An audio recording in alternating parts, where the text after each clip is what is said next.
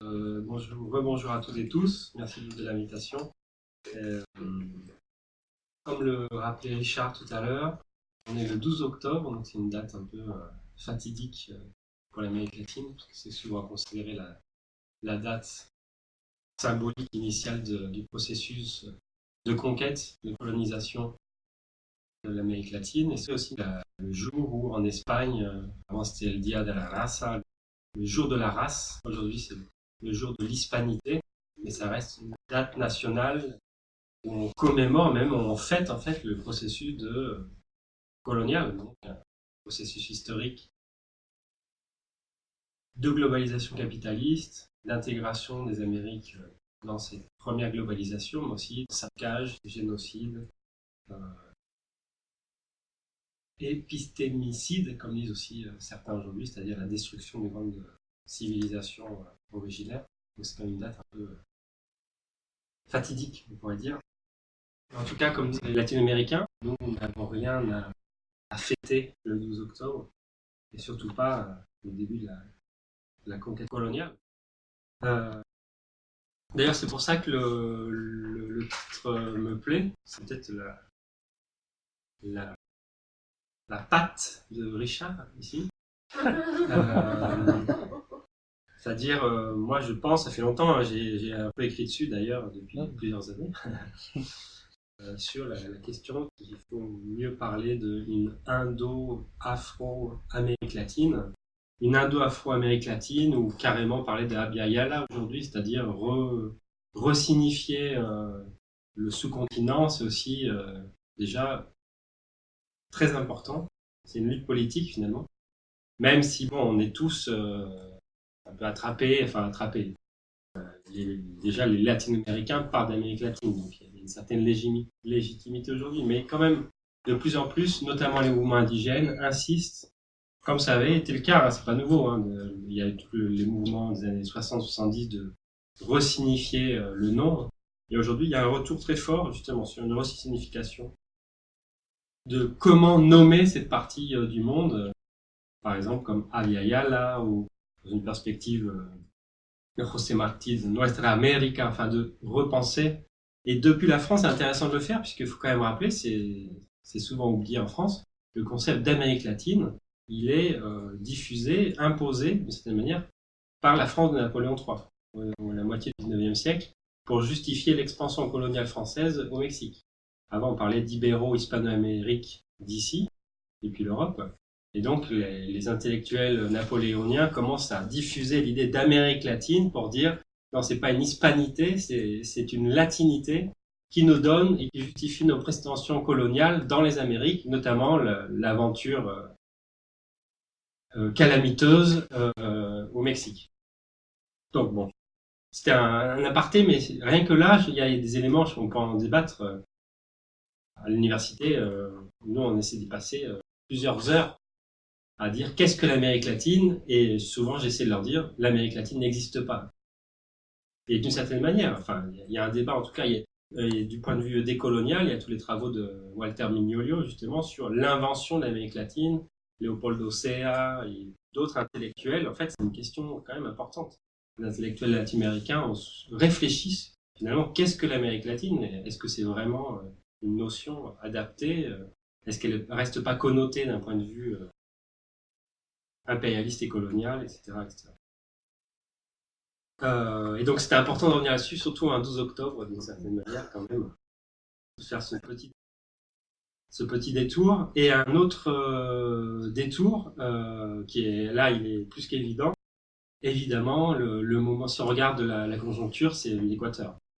Depuis, je veux dire, voilà, on va pas, enfin, l'idée de toute façon, c'est pas de faire une intervention universitaire, hein. Je pense qu'on va parler d'un point de vue militant. Si à un moment donné, on a peut-être quelque chose à faire sortir de cette réunion qu'on a entre nous, ça serait intéressant de... Alors, je ne sais pas si ça a un sens de faire une déclaration ou par contre faire une photo tous ensemble avec un mot de solidarité, de soutien au mouvement indigène, contre le paquetazo néolibéral. Ça a des effets concrets, hein, vraiment. Là, à Berlin, ils ont fait un rassemblement, ils n'étaient pas très nombreux, mais ils ont fait des photos. Et la CONAI, immédiatement, a repris les photos, l'a diffusé en Équateur, etc. Donc des fois des petits gestes à l'ère de la globalisation numérique. Donc voilà, ce serait peut-être une invitation pour faire une photo en solidarité avec les luttes du peuple équatorien, notamment du mouvement indigène équatorien, et en tout cas contre le paquetazo néolibéral de Lenín Moreno, qui là, on voit bien les effets concrets. L'alignement de Moreno sur le FMI est directement traduit dans les faits par des mesures drastiques, austéritaires, néolibérales. Et là aussi, en termes de circulation, de compréhension, en fait, Maurice Najman disait dans les années 70, le Chili est proche. On pourrait dire, en fait, l'Amérique latine est proche, Abya Yala est proche. La CONA immobilisée, c'est pas les gilets jaunes, mais il y a des effets quand même concrets. Là, ça part d'une augmentation sur le combustible, sur l'austérité, contre le programme néolibéral, comme chez nous, les travailleurs, les précaires sont mobilisés contre les mesures austéritaires de Macron et de ceux d'avant, y compris. Donc, voilà, je pense que c'est important aussi en termes de stratégie, de penser stratégiquement nos solidarités internationales, c'est de voir jusqu'à quel point finalement on est tous liés des deux côtés de l'Atlantique et comment on peut essayer de penser aussi nos solidarités internationalistes. C'est pas un lointain qu'il faudrait analyser d'ici, c'est plutôt les connexions qu'il y a dans les deux sens. Bon, et c'est un peu là-dessus que je vais revenir dans les minutes que vont me donner mon camarade ici qui va me dire quand est-ce que je dépasse. Donc l'idée c'était de reprendre un peu en généralité, même si je pense que tout ce qui a été dit ce matin, en fait, c'est peut-être le plus important, c'est-à-dire évidemment quand on pense les luttes et les tentatives d'émancipation dans le sous-continent, parfois de vouloir trop embrasser, mais en fait, qui embrasse large, qui trop embrasse mal étreint. C'est un peu le risque, et c'est le risque très marqué pour l'Amérique latine. On a parfois il y a le risque de vouloir parler de l'Amérique latine, et en fait, c'est tellement général qu'on parle des généralités, efface les grandes spécificités, différences, évidemment, entre le Brésil et le Honduras. C'est pas du tout les mêmes conditions, entre le Chili et le Salvador non plus, etc. En tout cas, dans la dernière période, si on veut résumer, ah oui, alors ce que je vais dire ici, ça se base en partie sur un bouquin qui va sortir en français, qui est déjà sorti en espagnol, que vous pouvez télécharger en copyleft, ceux qui lisent l'espagnol, sur le site des éditions de la UNAM. Donc, il s'appelle Gobierno Progresistas Latinoamericano, Ensayo de Interpretación Histórica, mais ça, je pourrais vous redonner les données. Et ça sortira chez Sileps, on espère en décembre. Donc c'est un petit essai en fait, on est trois à écrire, Massimo De Messi, Jack Weber et donc moi, où en gros on dit quelque chose de pas du tout original, mais on essaie de penser de manière critique cela. C'est après, disons, 15 ans d'expérience progressiste, on va dire, en Amérique latine, il faut dresser des bilans, et des bilans plus que critiques, pour savoir comment on en est arrivé là. C'est-à-dire dans un moment où on a même commencé à parler du tournant à droite, même si les histoires des tournants sont un peu piégeux à mon avis. Mais en tout cas, on est dans une phase de reflux, ça très clairement, dans une phase de montée en force des courants réactionnaires, dans une phase de réorganisation des forces impérialistes dans la région, et dans une phase tellement dangereuse qu'on se retrouve avec un quasi-fasciste ou un proto-fasciste ou un fascisant à la tête du premier État latino-américain, qui représente quand même la moitié de la richesse cumulée sud-américaine, c'est-à-dire le Brésil. Donc c'est quand même un moment extrêmement dangereux sans même parler d'une vision socialiste enchantée, hein, c'est pas du tout ça, mais c'est un moment dangereux, y compris pour les conditions mêmes de la démocratie la plus élémentaire, non seulement au Brésil, ça c'est direct et avéré, mais à une échelle latino-américaine. Si on combine ça à l'effondrement au Venezuela, où il y a vraiment là c'est vraiment un effondrement en fait. Ioletti en a parlé ce matin, on se retrouve avec 4 millions de personnes exilées. C'est un exil politique. Et c'est vraiment un échec retentissant. C'est aussi en partie notre échec. Il faut quand même l'assumer d'une certaine manière comme ça, même si je me sens pas comptable de tout, de tout ça, puisque on a toujours essayé d'avoir un regard critique sur ce qui se passait là-bas. Pendant un temps, rappelons quand même que le Venezuela incarnait une échelle de masse, on peut dire. Peut-être pas le socialisme du XXIe siècle comme c'était déclaré, mais une sorte de pointe avancée, des transformations dans la région, une résistance à l'impérialisme, des formes de pouvoir communal par en bas, enfin tout un tas de choses qu'on a pu essayer de voir là-bas, peut-être de manière aussi... on a tous peut-être eu des illusions, mais non, au Venezuela aussi, il y a eu des vraies luttes importantes dans ce sens-là, et des millions de personnes mobilisées autour de ça. Et donc là, cet effondrement, c'est un effondrement quand même non seulement du cycle progressiste, mais d'une expérience qui était espérée comme une des alternatives face au rouleau compresseur néolibéral et face à l'agenda de Washington dans la région. Donc si on met ces deux pays, à mon avis, clés, pas pour les mêmes choses, le Brésil et le Venezuela, et on les regarde aujourd'hui, c'est-à-dire, disons, 17 ans après l'élection de Lula et 20 ans après l'élection de Chavez, il s'est passé des choses entre-temps, évidemment. On est dans une conjoncture très très difficile pour les peuples vénézuéliens et brésiliens et pour l'ensemble de la région, de mon point de vue. Bon, il y a eu tout le débat sur est-ce qu'on est sur une fin de cycle. Il y a un débat un peu tendu, y compris en Amérique latine, entre donc les intellectuels organiques des gouvernements progressistes qui ont dit attention, mais non, mais vous dites fin de cycle, vous alimentez le discours de la droite, c'est scandaleux.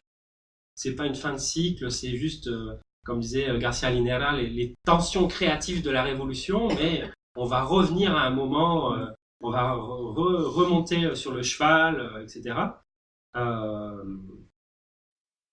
Il y a par exemple Catu Acornada aussi, un autre intellectuel qui dans ces eaux-là, il a dit non, mais les progressismes ont eu un petit moment de mou, mais ça y est, ils sont sur le retour. On a AMLO qui vient de gagner les élections au Mexique. Il y a la probable, là, vous savez que les prochains jours vont être capitaux sur le plan électoral, puisqu'il va y avoir l'élection en Bolivie, en Argentine et en Uruguay ces prochains jours, avec donc l'analyse que Evo va être reconduit probablement en Bolivie, probablement, mais pas sûrement. Il y en a sorti un article de Pablo Stefanoni qui suit de près quand même la situation là-bas, qui dit la réélection est probable mais sera très très serrée, mais pas garantie. En Argentine, là, il y a une reconduction, sauf très grande surprise. Enfin, il n'y a pas de reconduction, il y a un retour comme ça a été expliqué ce matin par Richard, du péronisme. Mais un péronisme disons, dans un schéma dégradé. Enfin, c'est même plus le kirchnerisme, comme tu l'as dit ce matin, qui arrive au pouvoir. C'est un ticket entre des secteurs conservateurs du péronisme et les secteurs kirchneristes du péronisme. Donc là, oui, ok, il y a un retour électoral, effectivement. Et en Uruguay, le front large n'est pas non plus du tout garanti de gagner les élections. Donc ça serait la quatrième gouvernement successif pour El Frente Amplio, ce qui historiquement est vraiment une stabilité importante, mais c'est pas du tout sûr. Et là aussi, en Uruguay, on constate une montée en force des courants réactionnaires militaristes, avec y compris une extrême droite, mais oui, mais une extrême droite qui sort des côtes, on pourrait dire, de l'appareil d'État conduit par le front large. C'est ça qui est intéressant. C'est-à-dire, c'est des secteurs militaires qui sortent de là et qui conduisent une vision réactionnaire, bolsonariste, version uruguayenne. Donc, ce que je veux dire, je ne sais pas si c'est très clair ce que je veux dire, mais au-delà de la discussion entre fin de cycle, pas fin de cycle, effectivement, c'est pas un retour de la droite uniforme dans tous les pays, soit, mais de toute façon, même si le kirchnerisme gagne les élections d'Argentine, même si Evo reconduit le MAS en Bolivie, même si le Front Large gagne les élections dans les prochains jours en Uruguay, on est dans un contexte régressif de toute façon, du point de vue des rapports de force, des rapports de classe et même des rapports géopolitiques. Et ce progressisme, on va dire, soit qui se maintient, soit qui revient à la tête de l'État, n'est plus le progressisme, disons, de la période de l'âge d'or où il y avait encore des marges de manœuvre pour opérer une certaine redistribution, notamment des rentes des ressources naturelles, pour, disons, articuler un retour de l'État qui pouvait améliorer concrètement le sort de millions de personnes, comme au Brésil, ça a été dit ce matin, et en même temps maintenir une structure sociale profondément inégalitaire, une structure productive, exportatrice de classe, qui, elle, n'a pas été modifiée dans ces grands équilibres. Cet équilibre-là, de toute façon, il est en grande partie rompu, quels que soient ensuite les aléas électoraux de la prochaine période. Les progressistes n'ont plus les marges de manœuvre qu'ils ont pu avoir dans le cycle 2002-2010, on va dire, au moment où il y avait des prix des matières premières qui étaient tellement importants qu'il y avait une possibilité pour l'État latino-américain de redistribuer une partie des rentes sans affecter directement les intérêts des dominants, sans affecter directement la structure des relations de production et de distribution. Donc, pour résumer, à mon avis, on est de toute façon dans un moment de une nouvelle époque qui s'ouvre, une époque qui va être beaucoup plus turbulente, beaucoup plus agitée, où il va y avoir des confrontations aussi plus ouvertes entre les classes populaires et les dominants, on va dire. Et d'une certaine manière, ce qui est en train de se passer en Équateur, c'est la démonstration de ce qui peut se passer à une échelle plus large ailleurs. Peut-être on peut avancer l'idée qu'on serait de nouveau dans un moment de nouvelles émergences plébéiennes. Je ne sais pas si vous vous rappelez, il y a 20 ans, en fait, on disait on est dans un moment plébéien en Amérique latine, au sens où il y a eu des grandes luttes contre le modèle néolibéral. Et ces grandes luttes-là ont permis justement l'émergence partisane, institutionnelle, électorale de tout ce qu'on a qualifié de tournant à gauche pour aller très très vite. Donc de mon point de vue, la période qui s'ouvre est turbulente, complexe et en même temps elle montre qu'il y a des possibles, de nombreux possibles, notamment du fait de mouvements populaires, féministes, indigènes, syndicaux, en pleine réorganisation, certains d'ailleurs très très dynamiques.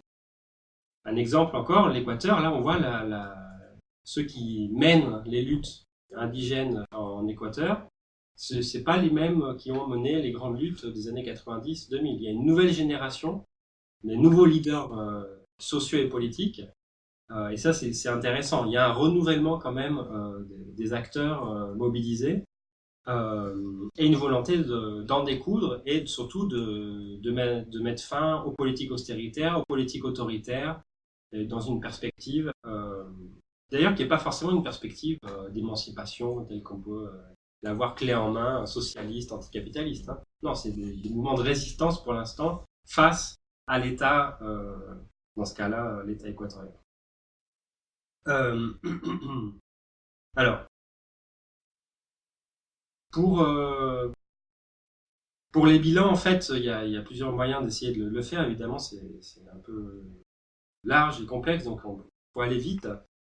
Ce qu'on peut dire, en tout cas, sur les points de tension qui ont travaillé à l'œuvre dans ces décennies, on en a déjà nommé plusieurs ce matin. Avant de faire ça, il faudrait faire aussi un petit bilan géopolitique, mais là, on ne va pas le faire. Mais évidemment, la réorganisation géopolitique, le rôle de la Chine, le poids qu'avait pris le Brésil dans la région, qui est en partie en train de perdre. Ça aussi, c'était des éléments importants qu'il faut avoir à l'œil. Les stratégies états-uniennes, là, il y a une discussion, est-ce qu'il y a un retour états-unien, est-ce qu'il y a un retour de l'hégémonie états-unienne avec Bolsonaro notamment.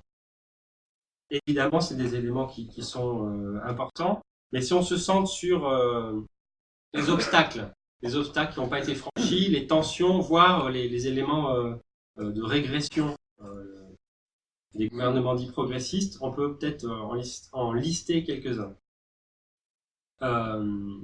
D'une part, on avait tendance à dire que ce changement d'époque, comme disait Correa. C'est pas une époque de changement, c'était un changement d'époque, post-néolibéral, comme on dit certains. En fait, il y avait déjà une certaine variété dans ces gouvernements progressistes ou nationaux populaires.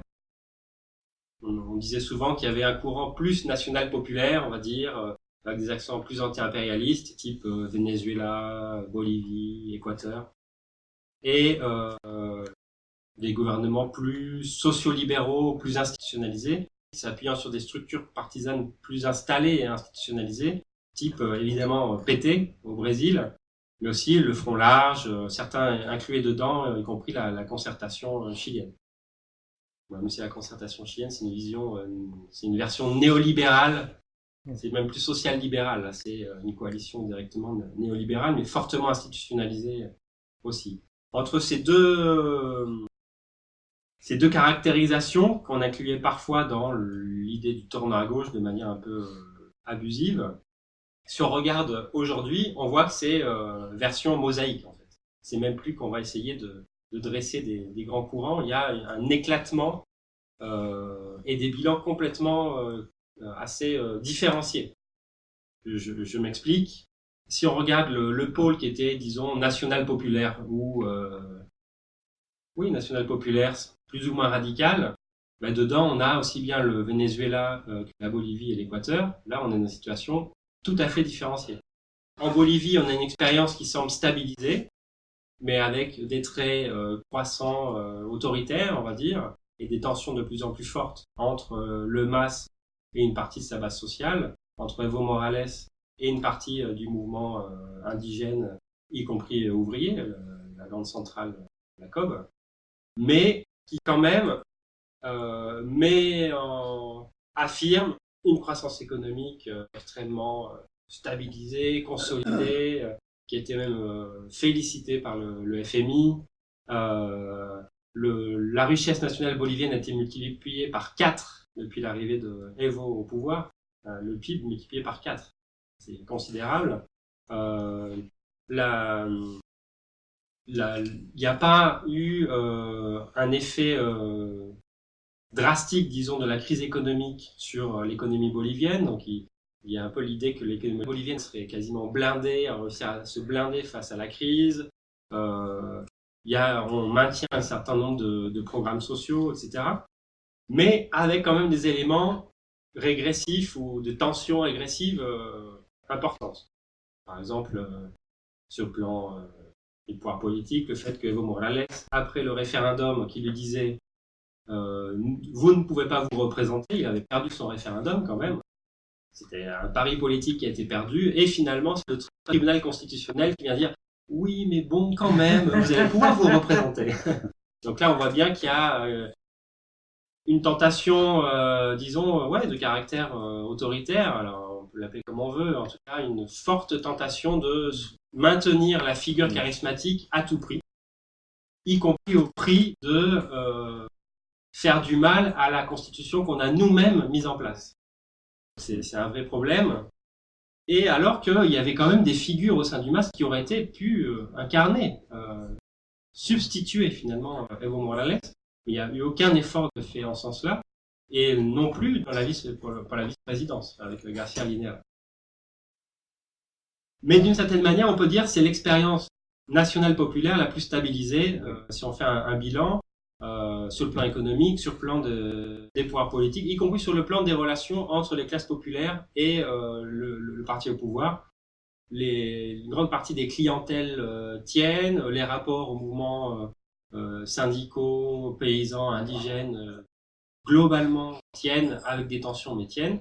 Et dans le même groupe de pays, on a le Venezuela, où là c'est vraiment, disons, Violetti en a parlé ce matin, un effondrement, une fuite en avant aussi, marquée par un Nicolas Maduro qui là a tout fait pour se maintenir au pouvoir jusqu'à en fait annuler quasiment les institutions d'une certaine manière, a tout fait pour se maintenir au pouvoir jusqu'à pratiquer des exécutions extrajudiciaires, réprimer une partie de sa propre base sociale, et en même temps s'est affronté à une droite et une opposition au sein de la MOUD qui contient des secteurs, eux aussi, prêts à en découdre, ultra-violents ou prêts au coup d'État. Ce qui, en Bolivie, n'est pas le cas. En fait, Evo Morales a réussi à domestiquer une grande partie de l'oligarchie qui, pendant un temps, était sur une optique de déstabilisation, notamment la Media Luna autour de Santa Cruz. Au contraire, au Venezuela, l'opposition au sein de la MOUD, en tout cas un secteur au sein de la MOUD, reste très radicalisé, avec convaincu que la seule voie possible, c'est de faire chuter le gouvernement, même si c'est au prix de formes fortes, on va dire, de stabilisation, de coup d'État.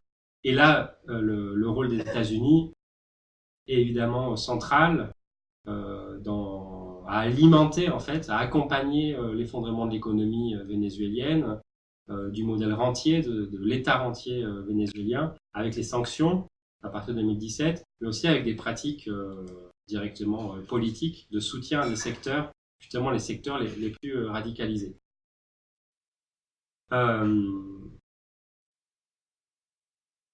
Voilà, enfin deux exemples pour montrer comme quoi on est dans un scénario un peu différencié. De l'autre côté, donc dans ce qu'on appelait avant les gouvernements dits socio-libéraux ou plus institutionnalisés, ou de centre-gauche, on a vu ce matin le cas du Brésil, où là l'oligarchie a joué son va-tout au prix d'un coup d'État parlementaire et ensuite d'utilisation politique de la justice pour emprisonner Lula. Et dans ce groupe de pays-là, l'expérience stabilisée est au contraire l'Uruguay, qui là, mal que mal, on pourrait dire, a réussi à faire une sorte de stabilisation social-libérale, quasiment par certains aspects social-démocrates, et en même temps sans modifier de manière vraiment notable le modèle économique, mais en mettant quand même en place un certain nombre de mesures sociétales sur les droits au mariage pour tous, sur la légalisation du cannabis, etc. Mais sans aller, par exemple, jusqu'à toucher la question de l'impunité et des responsables de la dictature. Quand même, là, c'est un point noir du bilan du front large au pouvoir. Là, on a maintenu en fait l'impunité de manière largement calculée au sein du pouvoir. Donc cette diversité d'expériences, elle a quand même des points communs. Donc voilà, j'ai montré qu'il y a finalement, je dis pas que c'est ce que je vais dire, donc c'est un peu une tendance à raccourcir évidemment parce que les scénarios sont bien différenciés. Mais des choses qui apparaissent aussi bien ce matin, dans plus ce qu'on discute cet après-midi. D'une part, la question de l'hyper leadership ou de l'hyper présidentialisme et le poids, disons, des leaderships charismatiques, qui là est commun finalement aux expériences, malgré leurs nuances. Ce que certains appelleraient peut-être le populisme de gauche. Donc là, je pense qu'il y a une discussion à mener sur voilà. Quels sont justement les problèmes que pose ce type de vision du pouvoir, de vision d'articulation de la figure charismatique, de l'État et ses rapports aux mobilisations, aux classes populaires, ses rapports y compris de cooptation, de canalisation et en même temps de criminalisation des dissidences. C'est-à-dire celui qui n'est pas dans le moule est vécu comme un ennemi, voire est vécu comme un ennemi à la solde de l'impérialisme, de la droite, etc. Ça pose un vrai problème politique, à mon avis. Si on parle d'émancipation, si on parle de démocratisation. Et là, il y a vraiment, on a vu ce type de réaction circuler assez largement dans toutes les expériences progressistes pour aller vite. Donc là, voilà. Qu'est-ce qu'on fait avec cette question-là? L'hyper-présidentialisme, les poids du leader, la figure du populiste de gauche qui est revendiquée, donc on peut le dire comme ça. Même si je pense que parfois l'étiquette populiste pose problème dans les analyses, mais en tout cas, voilà, le leader avec sa relation directe aux masses, mais en même temps, une relation forte et directe qui signifie canalisation, cooptation, clientélisme et criminalisation de ceux qui seraient dissidents par rapport à ce schéma-là. Ça pose un vrai problème. Garcia Linera, dans ses diatribes contre ce qu'il appelle les intellectuels de palais, donc en gros, non, pardon, c'est moi qui parle de ça, les intellectuels de cafétine, donc de café. Donc pour lui, c'est tout la gauche radicale qui parle de révolution dans les cafés un peu chics de La Paz ou de New York. C'était une manière de dire, vous n'avez pas de contact avec les masses, de quoi vous venez nous donner des leçons à nous, alors que vous êtes complètement séparés des masses. Mais en même temps, il y a le problème des intellectuels de palais, enfin ceux que j'appelle les intellectuels de palais, c'est-à-dire tous ces intellectuels critiques qui ont été intégrés à la machine d'État et qu'au bout de, là on parle de cycles de 10 ans, 12 ans, 14 ans de pouvoir, eh bien en deviennent à penser que la seule manière de transformer la société, c'est l'État. Et ça, si vous lisez la pensée de Garcia Linera, c'est extrêmement intéressant. C'est un intellectuel vraiment intéressant d'ailleurs. Il a écrit des choses tout à fait intéressantes sur les formes communautaires syndicales en Bolivie. Et aujourd'hui, on est passé de la forme comuna à la forme Estado. C'est-à-dire, c'est par l'État qu'on va transformer la société et on ne pense la réforme, l'amélioration des conditions du peuple qu'au travers de la figure de l'État. Là, il s'est passé quelque chose au sein des gauches, on va dire, y compris des intellectuels critiques. Deuxième aspect, moi, qui me paraît notable, pendant toute une période, en tout cas dans nos courants, on parlait de procesos en disputas. Je ne sais pas si vous vous rappelez de ça, mais en gros, on disait il y avait des forces politiques nationales populaires ou social-libérales ou de centre-gauche, mais c'était un scénario encore ouvert, dans lequel on pouvait disputer une partie de l'orientation ou pas qu'allaient prendre ces gouvernements. Soit depuis l'extérieur, en se mobilisant et en essayant d'imposer des mesures, soit, y compris pour certains, depuis l'intérieur. Par exemple, je parle du Venezuela, il y a toute une partie des camarades, donc, qui, depuis le chavisme critique, le chavisme populaire, pensaient qu'il fallait être dans le chavisme pour essayer justement d'être aux côtés des classes populaires mobilisées, aux côtés de la lutte anti-impérialiste, et mener la bataille contre les bureaucrates, contre les secteurs les plus conservateurs, contre la boli-bourgeoisie, donc cette bourgeoisie habillée de rouge, etc. Aujourd'hui, je pense qu'on peut difficilement dire que le gouvernement Maduro est un processus en dispute. Il n'y a plus de dispute possible. L'orientation est clairement... Enfin, si, il y a encore des camarades, effectivement, qui pensent que on peut disputer cette conduction du processus bolivarien.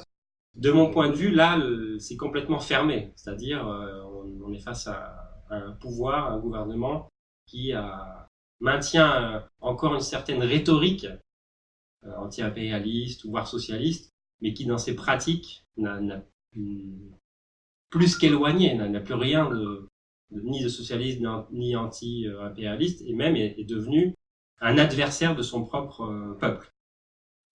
Et donc là, ça pose la question, dans ces débats-là, d'une transformation parfois de plus en plus autoritaire d'une partie des forces politiques et des gouvernements latino-américains à une échelle continentale. Pas forcément...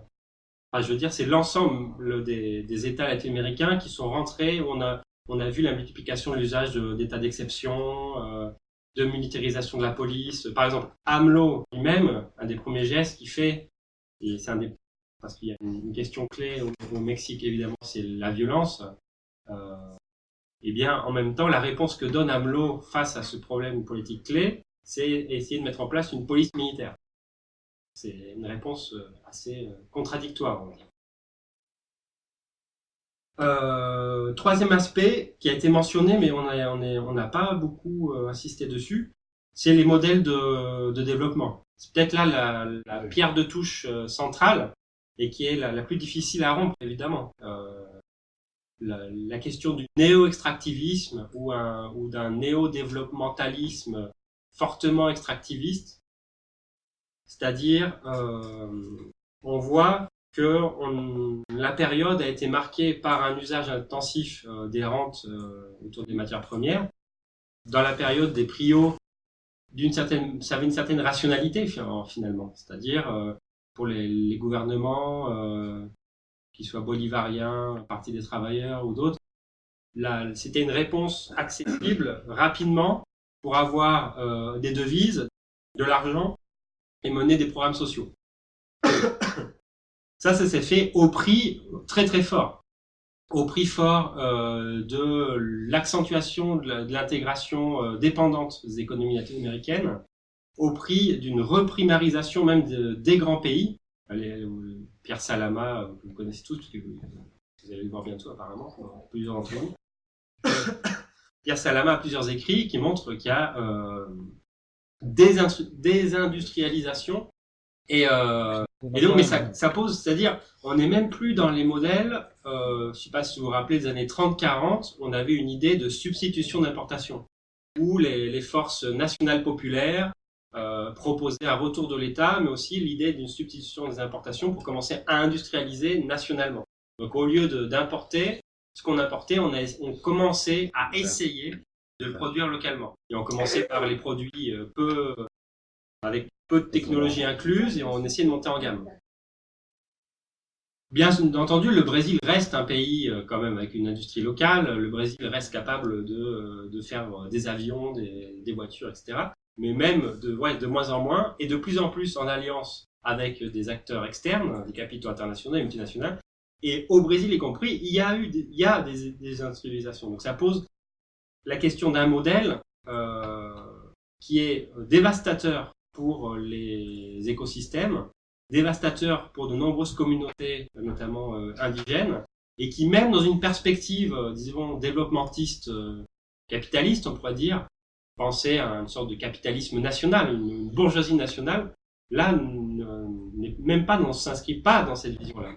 On a un niveau de financiarisation tellement avancé des économies, on a des bourgeoisies tellement intégrées finalement dans les raies du capitalisme mondial que même une bourgeoisie un peu importante comme la bourgeoisie brésilienne n'est pas capable de porter un projet de capitalisme national finalement. Et ça, je pense, c'est un nœud central sur lequel ont trébuché les expériences progressistes. Et en même temps, c'est un nœud qui est difficile de desserrer. Surtout si on est une petite économie comme la Bolivie, ou je sais pas, des pays encore plus dépendants. Je suis pas en train de dire que c'était facile. La Bolivie aurait pu passer du jour au lendemain de la dépendance à un modèle de développement harmonieux, autocentré, indépendant du capitalisme mondial.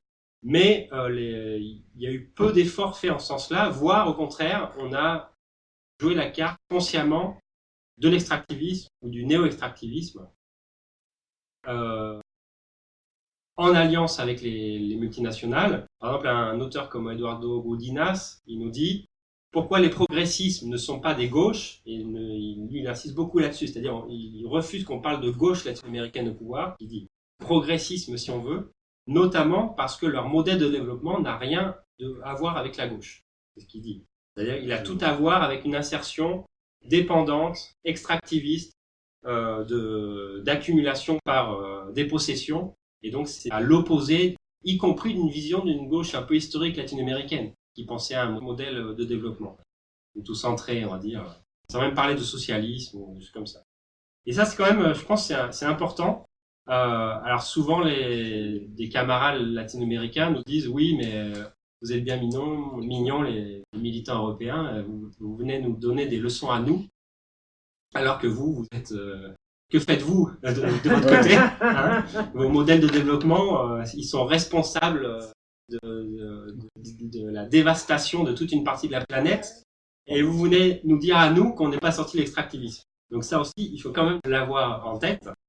Donc ce que je dis là, c'est surtout en m'appuyant sur ce que disent une partie des mouvements là-bas, des mouvements indigènes, des mouvements écologistes, de l'écologie des radicales, des mouvements écoféministes qui nous disent ça. C'est pas les Européens viennent dire aux Latino-Américains ce qu'ils ont à faire. Donc, et écoutez ce que nous disent ces mouvements-là, et en même temps mesurer la difficulté, effectivement. Comment, depuis les Suds, dans des petites économies, entre guillemets, dépendantes, dévastées par le colonialisme, sortir de ça, c'est très complexe. Et surtout, s'il n'y a pas de rupture dans les pays du centre.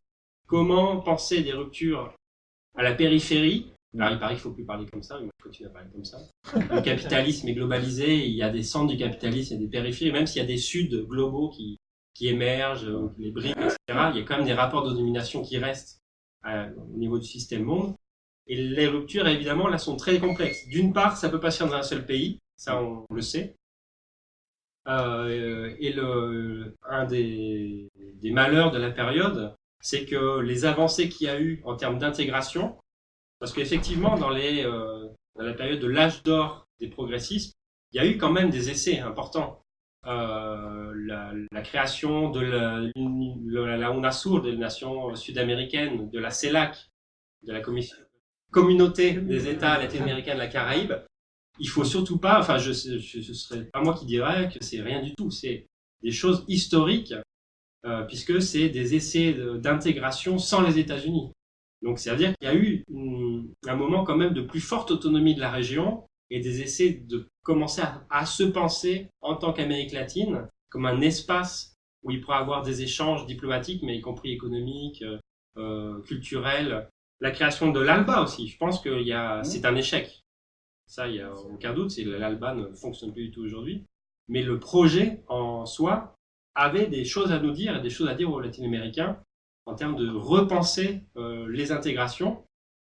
Toutes ces expériences-là, aujourd'hui, elles sont au sol et elles rendent encore plus difficile la possibilité de penser justement un autre modèle de développement. Non, mais en tout cas, voilà, il y a plein de débats qui sont posés avec mon camarade Massimo Modenesi. Là, lui, depuis ça fait un moment, il essaie de travailler l'idée que cette période-là, c'était un moment de révolution passive aussi, au sens de Gramsci. Donc, il y a eu quand même une dynamique. Il y a eu une émergence plébéienne, il y a eu des conquêtes des États, il y a eu des nouveaux programmes sociaux, il y a eu des nouvelles cosmovisions politiques, c'est-à-dire enfin de nouvelles politisations très très fortes dans une partie des classes populaires. Mais en même temps, il y a eu pacivisation, c'est-à-dire on a contrôlé, on a pacifié ce qui était le moment explosif des années 90. Ça a été pacifié par ces moments progressistes. Et donc le défi, c'est aujourd'hui comment affronter la nouvelle période, affronter le Bolsonaro, affronter Macri, mais pas seulement dans les urnes avec le kirchnerisme, affronter le modèle Macri, Moreno en Équateur. Alors, d'une certaine manière, le mouvement équatorien indigène est en train de montrer la voie. Enfin, je n'aime pas trop l'expression, c'est pas l'idée de l'avant-garde ni rien, mais c'est en train de montrer que c'est aussi par la mobilisation radicale. Ils ont quand même occupé le palais, l'Assemblée nationale, hein, c'est pas rien. Qu'il faut de nouveau affronter ces modèles en fait, il faut dépacifier, enfin, il faut dépaciviser, il faut rompre les équilibres de la révolution passive, du pacte néoconservateur tel qu'il a été mis en place par le PT au Brésil. S'il n'y a pas une rupture de ces équilibres-là, il n'y aura pas manière d'affronter de manière concrète Bolsonaro. Et c'est ça un des problèmes, c'est que la période dite progressiste, elle a mis en place des pactes entre les dominants, le mouvement syndical, les partis dits de gauche. Et ça, c'est même pas moi qui le dis, c'est un des grands intellectuels du PT, André Singer, par exemple. Le loulisme comme pacte néoconservateur. Et s'il n'y a pas de rupture de ce pacte-là, ce sera très difficile d'affronter les nouveaux mouvements réactionnaires, les églises évangélistes et les extrêmes droites militaristes qui croissent avec le soutien de l'impérialisme.